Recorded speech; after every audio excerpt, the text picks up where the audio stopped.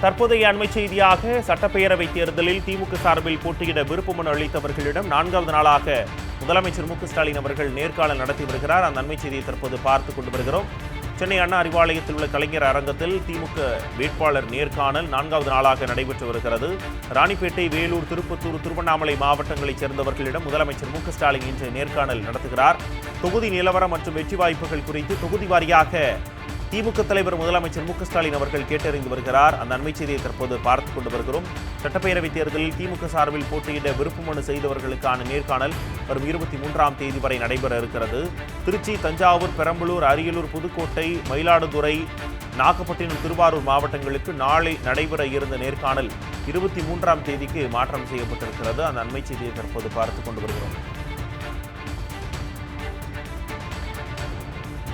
சட்டப்பேரவைத் தேர்தலில் திமுக சார்பில் போட்டியிட விருப்பமனு அளித்தவர்களிடம் 4வது நாளாக நேர்காணல் நடத்தி வருகிறார் முதலமைச்சர் மு.க.ஸ்டாலின் அவர்கள்.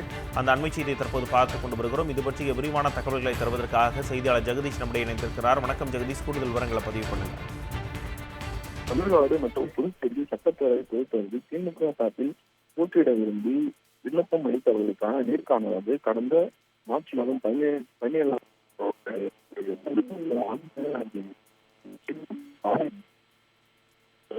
விண்ணப்பம் அளித்தவர்களுக்கான நேர்காணல் நடைபெற்றது.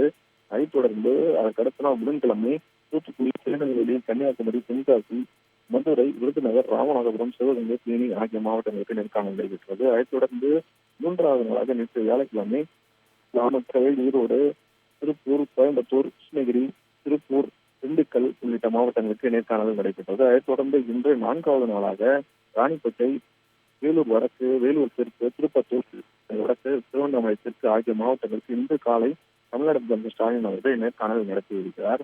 அதாவது இந்த தொகுதிகளில் போட்டியிட விரும்பி விண்ணப்பம் அளித்தவர்களுக்கு அழைக்கப்பட்டு அவர்களிடம் தொகுதி நிலவரம் எப்படி உள்ளது, வெற்றி வாய்ப்பு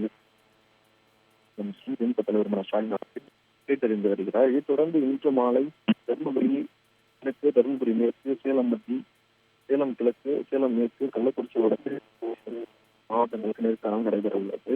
முன்னதாக நாளை நடைபெறுவதாக அறிவிக்கப்பட்டிருந்த திருச்சி, தஞ்சாவூர், பெரம்பலூர், அரியலூர், புதுக்கோட்டை, கடலூர், மயிலாடுதுறை, நாகப்பட்டினம், திருவாரூர் ஆகிய மாவட்டங்களுக்கான நேர்காணலானது நாளை தேதியில் 23ஆம் தேதி நடைபெறும் என்று அறிவிக்கப்பட்டுள்ளது.